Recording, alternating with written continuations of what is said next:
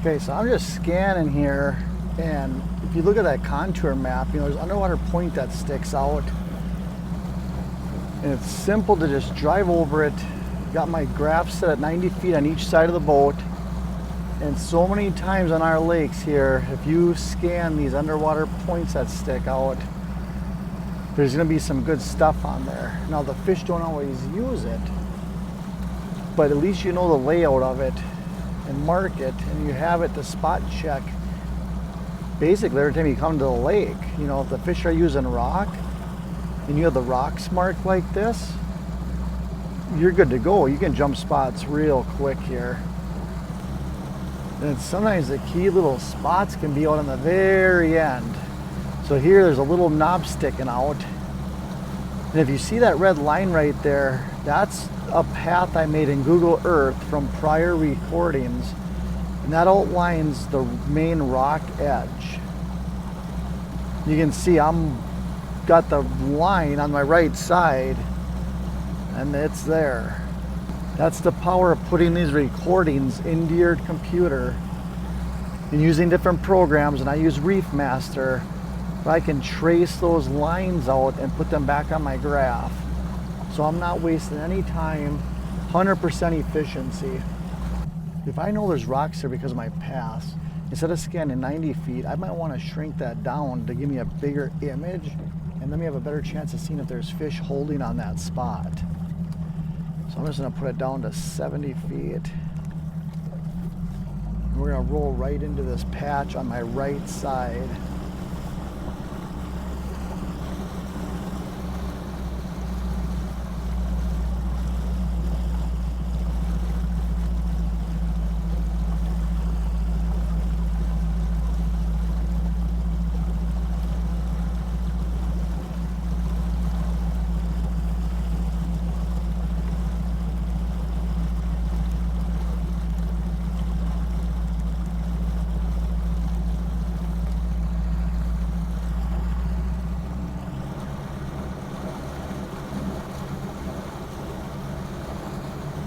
Okay, so I shortened up the width of that scanning.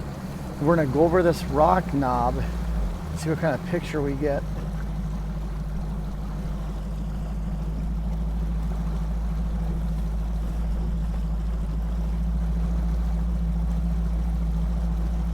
We got old sunfish beds on my right side.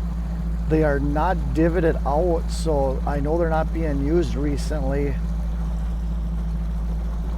If there's no sunfish on a spot like that, it's probably not holding any big game fish either.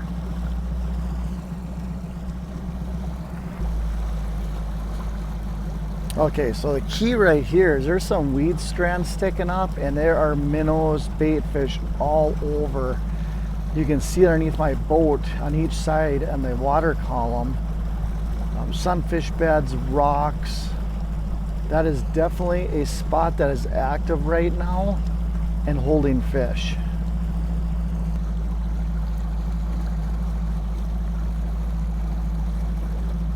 This is a beautiful spot here. You got giant boulders, smaller rocks, gravel, sunfish beds mixed throughout there.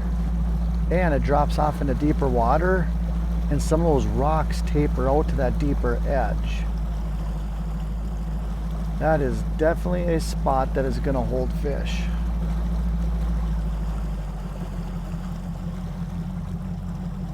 Okay, so here I have a little hump outlined from previous scanning. We're just going to go drive right over the heart of it.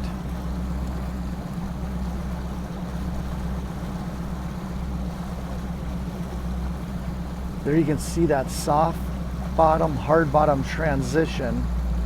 You got some bigger rocks right on that edge of it.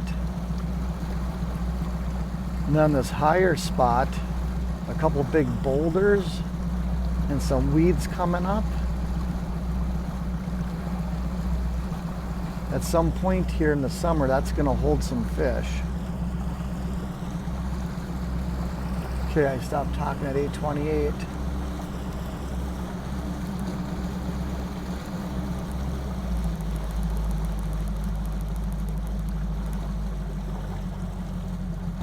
There's a beautiful rock line, and then there's a little gap, and then those weeds start and get pretty thick.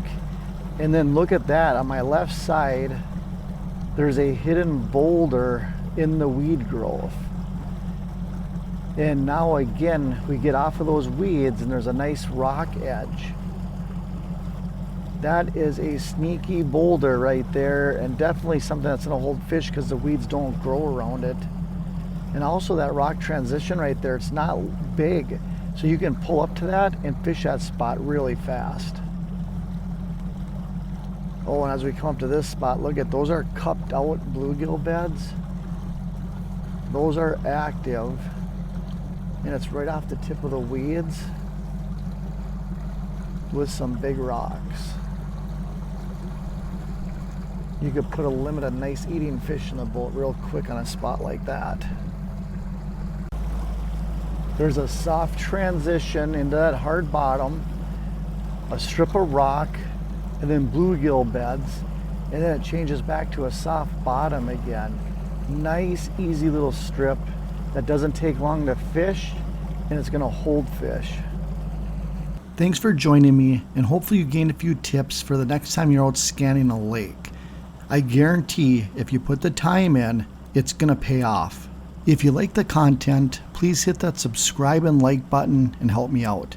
Good luck on the water.